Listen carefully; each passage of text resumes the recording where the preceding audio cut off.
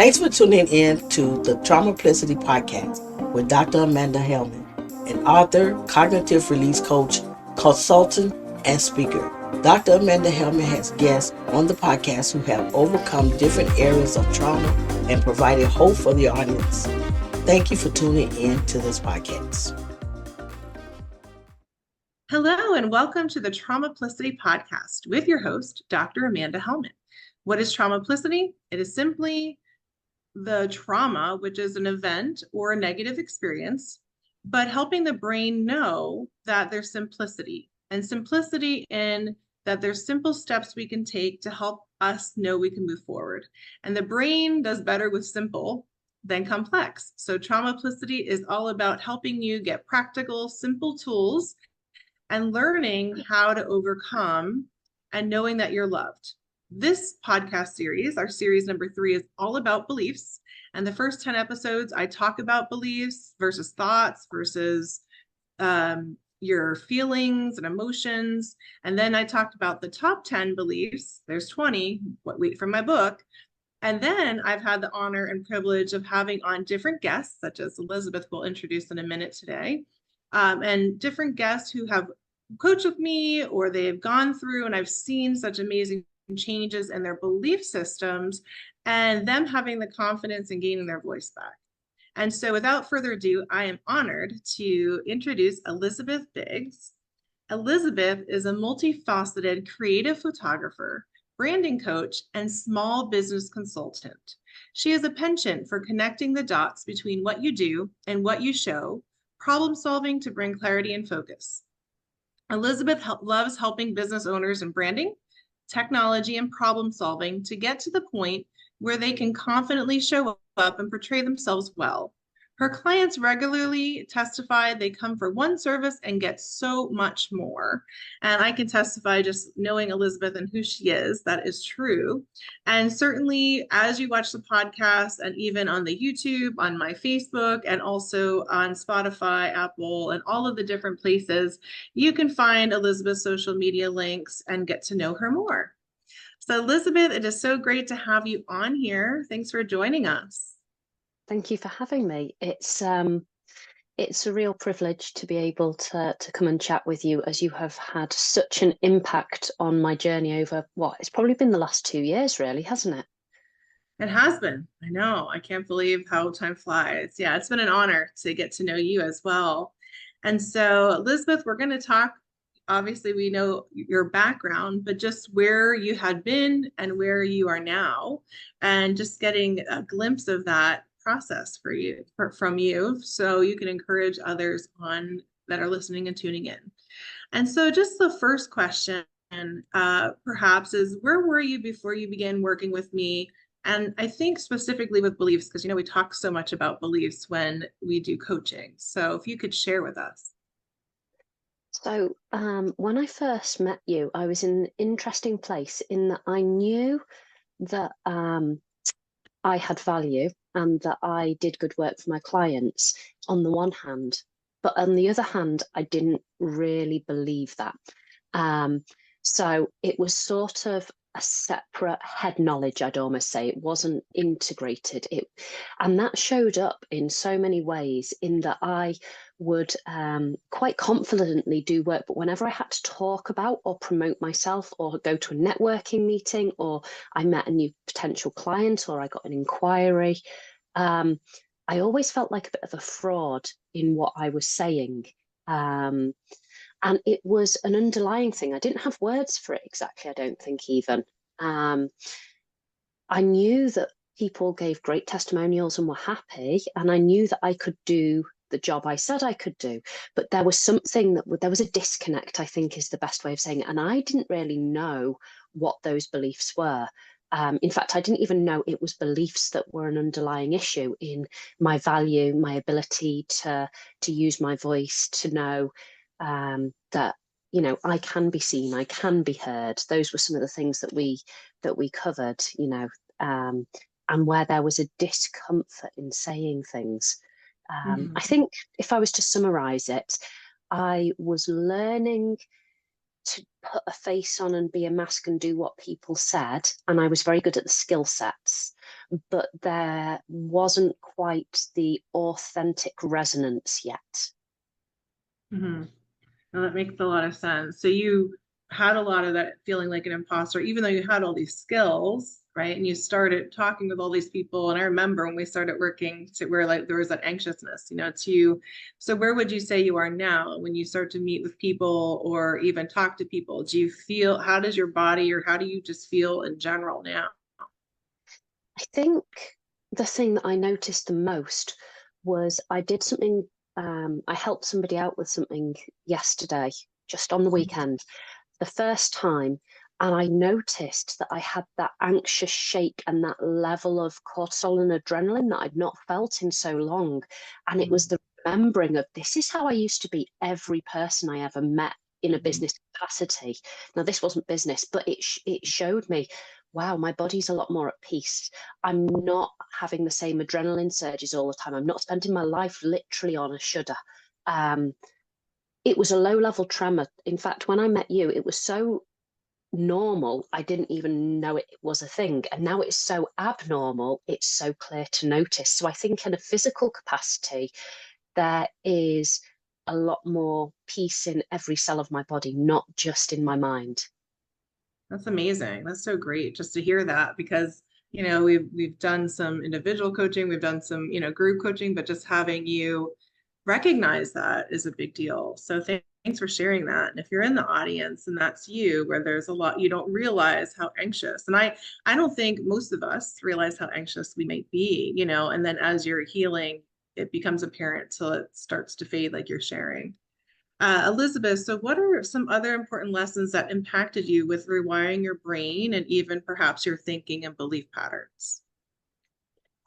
So I think when we did sessions on that sort of element of safety and security and realizing I didn't trust myself, actually, I think I trusted others more than myself.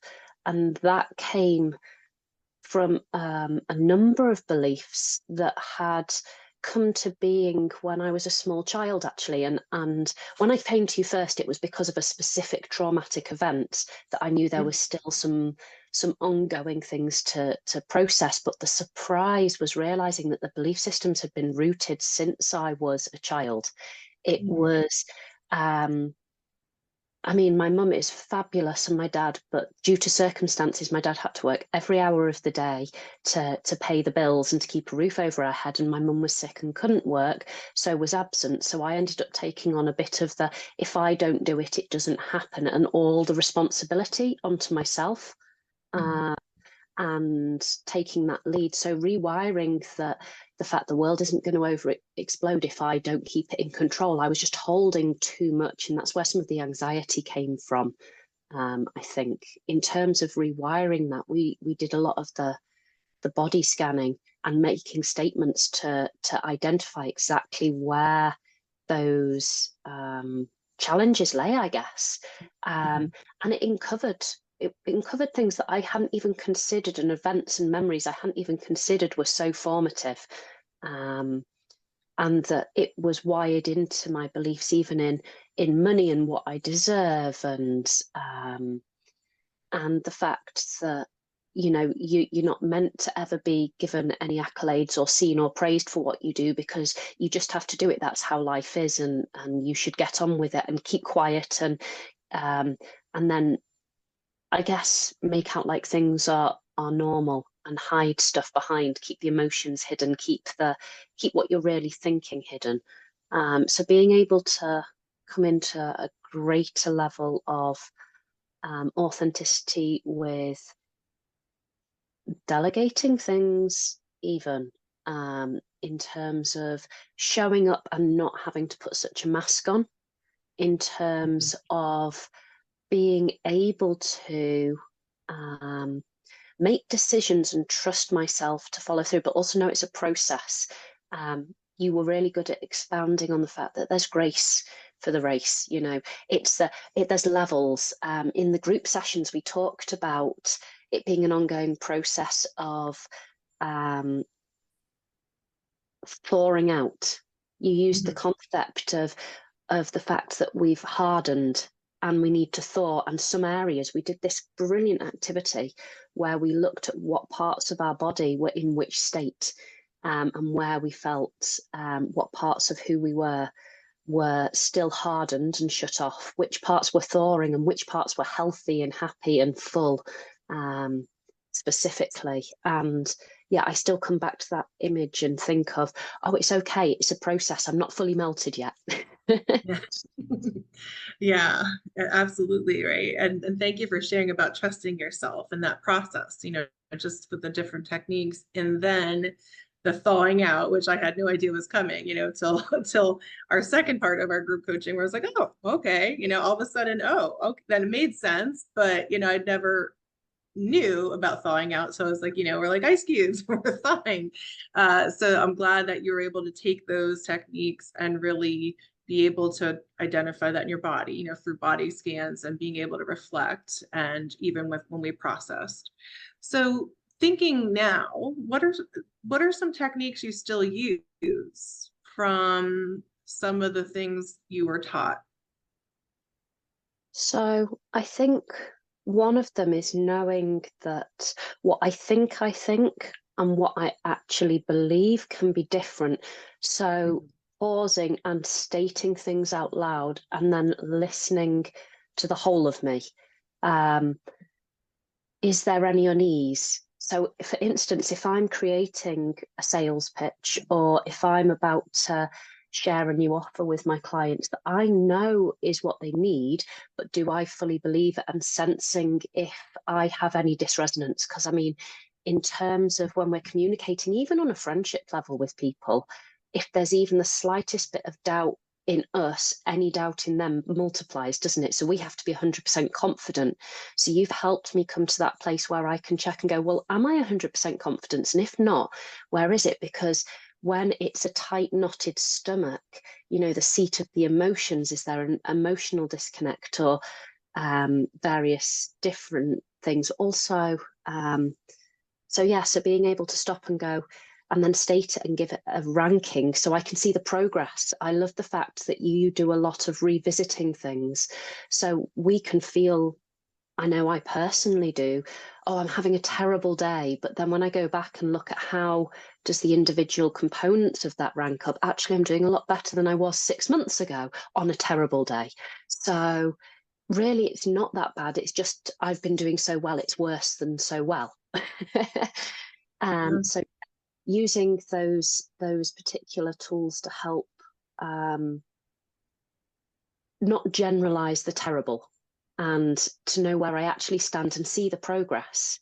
I think another thing that I specifically have found helpful ongoing was we did like a big sheet with identity and various things on, and talked about goals and vision. And before that, I had really struggled to see what I wanted and where I was going in the future and the vision.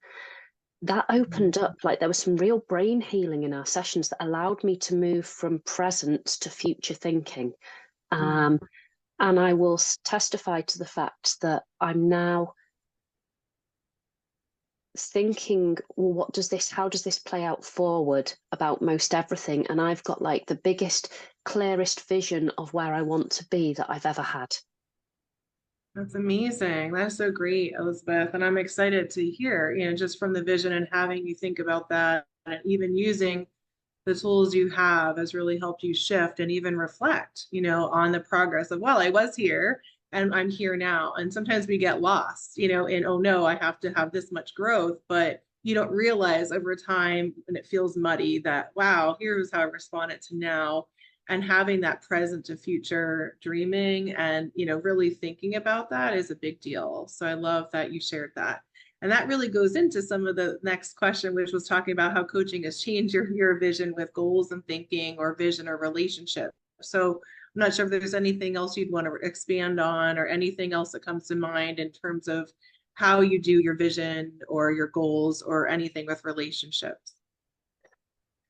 One of the things that you focused on in every session in group coaching was when you got us to do the activations. Oh, and that's the other thing, using those activations and some of the prayers that you start it with,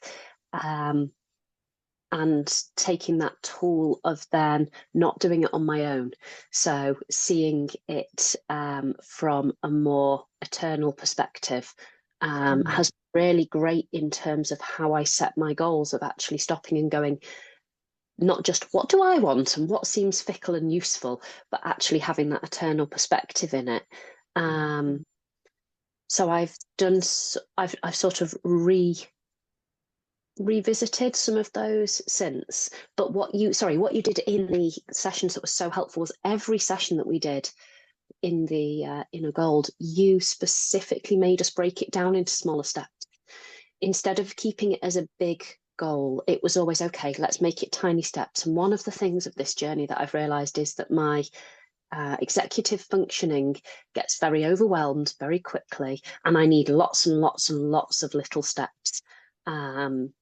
So everything I do, I now sub-bullet point into smaller steps and break it down further, especially if I feel overwhelmed. It's like, okay, well, where am I feeling it and what's causing that? So again, going back to changing how I'm checking in on myself, checking in on my feelings, checking in on my emotions, and then going, oh, well, there must be something that's not aligned in the belief area here.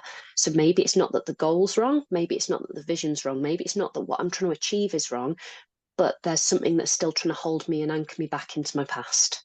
So let's go back, let's deal with that, and then come back to this so that I can move forward.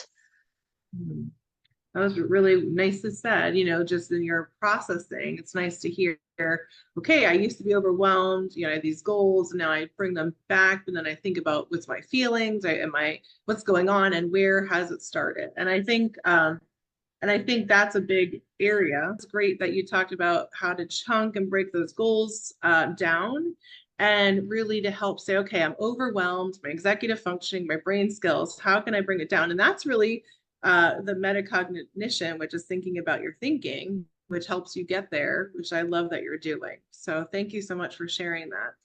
And so, men and women who are tuned into this podcast and just really hearing about coaching and using their voice or anything that's helped you, what would you say to them, perhaps? And again, I'm all about, which I know in coaching, it's important to have a good fit for a person, right? It's important to have a coach that you fit well with, that they fit with you, even though you're different, but there's an important relationship is important. So what would you say about coaching with me, or perhaps them getting coaching no matter what? Like, how has that helped your life?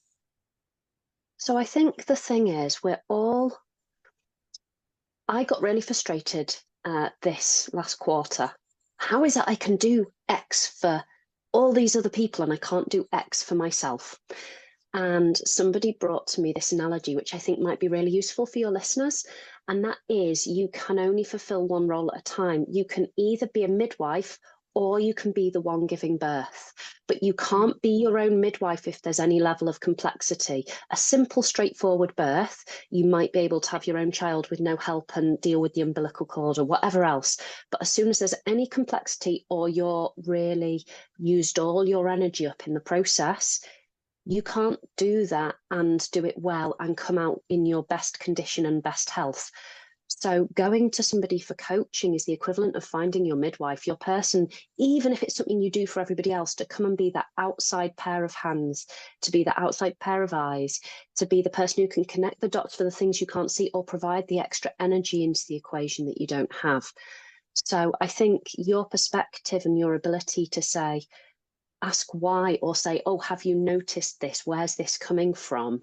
Has been huge.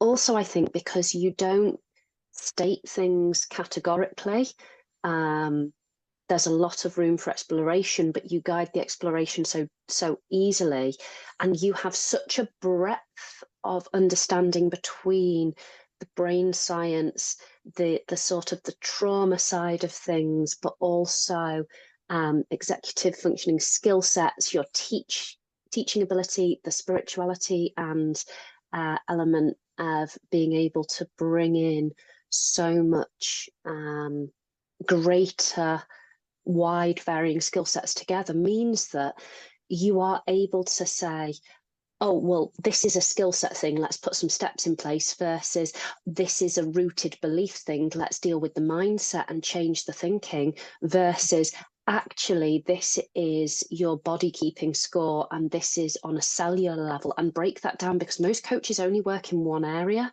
So having that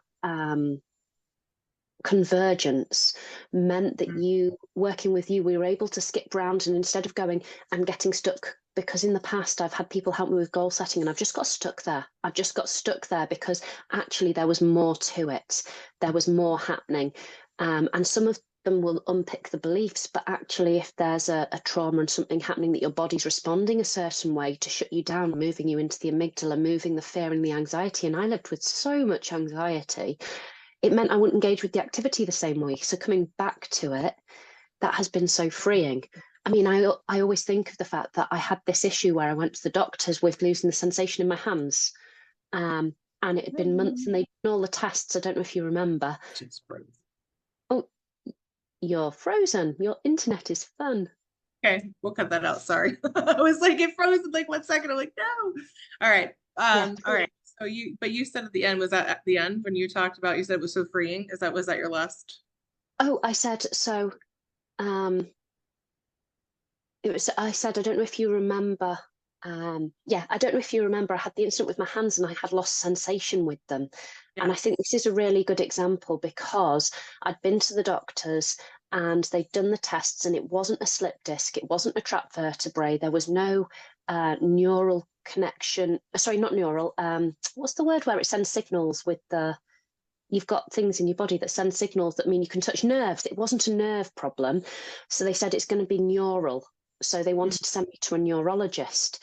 So at that point, I came and saw you, and you were able to say, oh, well, because this particular manifestation of the weight on shoulders can be the trapped, it can be something that's spiritual, emotional, or trauma-based, where there's equally that weight on your shoulders. And that's how I learned I was taking on the weight of the world. And we went through and worked through the beliefs and we prayed through that. And that same day I got feeling back in my fingers, and except for if I sleep funny at a weird angle, which obviously traps things, I have had it back ever since. But that was 6 months of challenges on a physical capacity because of something rooted.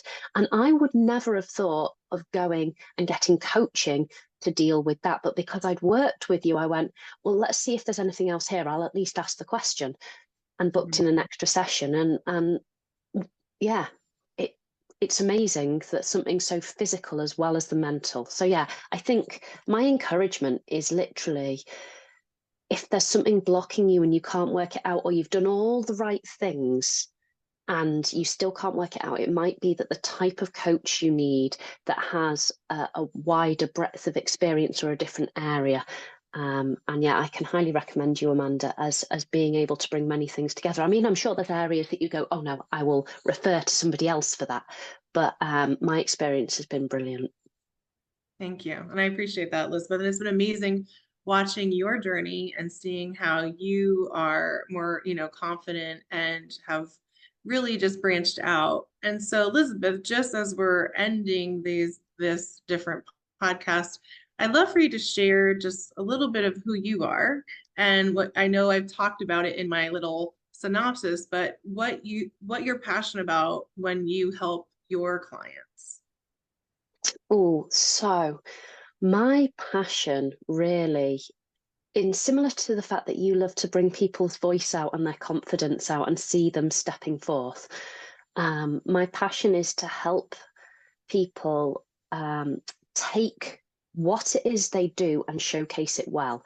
So I work a lot on the photography side with personal brands or people who need to be the face of their business to show up confidently and depict that visually through their branding, through their photographical images, but equally on a coaching and consulting side, tying everything together and weaving messages. I like to speak about the golden thread, the things that weave through. If you have a beautiful tapestry and it has lots of different scenes and a story, sometimes you need a map or a thread that that shows which order the pictures come into. And so often we have all the pieces, but we need to be able to order them and help to explain that to people well. And if there's anything we're uncertain about, that comes across. So I like to bring certainty, but part of I think the piece that I add that is my own convergence of multifaceted skills is that while I have come from a visual background with the photography and understanding light and how to get the best out of people, I had to learn a lot of people skills, because actually, you get scared from historic bad experiences with photos or people putting them up online, and you're like, oh, I look terrible there. Why did you even share that? I hate having my photo taken. And again, it's a belief. It's not that you hate having your photo taken, it's that you hate being caught at a bad angle at a wrong moment and not being able to showcase who you really are, and it doesn't feel like yourself. So helping people work out how to get confident in showcasing who they really are actually means you have to know who you really are. So it's unpicking some identity pieces. And then there's often the challenges of, I can't do this. And so many people weren't using their photos, which is why I branched into the I guess the more coaching and consulting side, because actually there's a number of little other problems. A bit like we said, sometimes for you, it's the beliefs, or there is something to do with trauma. I find with a lot of my clients who I help the best, it is that there is a lack of technological skills or knowing what pieces they need, and thinking that you need everything that everybody's doing and not knowing what fits their circumstances. So it's connecting the dots between who you are and who your audience is, and how to best get your message across without complexity and without all of the time consuming doing everything, but to focus in. So yeah. Incredible. So those of you who are tuning in, if you love hearing Elizabeth, and she's amazing, right? Just in everything she does offer. If that's you, where you're looking at needing that coaching, consulting, and really getting that confidence and showing up and having your messages and the golden thread, as she says, you have her information that is available on this podcast and in the messaging above the YouTube podcast, whatever, wherever you are tuning in. And so, Elizabeth, it's been amazing and wonderful hearing your journey and having you share. And certainly those of you in the audience, we always want you to remember that you are loved and valued and that you matter at all times. And certainly you can tune in and check out Elizabeth. You can tune into the upcoming Traumaplicity podcast. The video one is on my Dr. Amanda Helman author and speaker page. You can check out the podcast or on YouTube. And certainly check in every Wednesday at 7:00 p.m. or you can watch your podcast at any time. And certainly hope that you have a great week. Tune in for some more beliefs and seeing how you can shift your brain to come into your best self, to move forward and tell the world who you are and how you help serve them. All right, take care, everybody. Have a great one. Bye. The Traumaplicity podcast is sponsored by Cognitive Release Coaching TM and Dr. Amanda Helman, who empowers people to release the busy brain and gain back time, energy, and productivity that leads to well-being. Contact Dr. Amanda Helman by checking out one of the links to this show. Subscribe and share the Traumaplicity podcast with people that can benefit.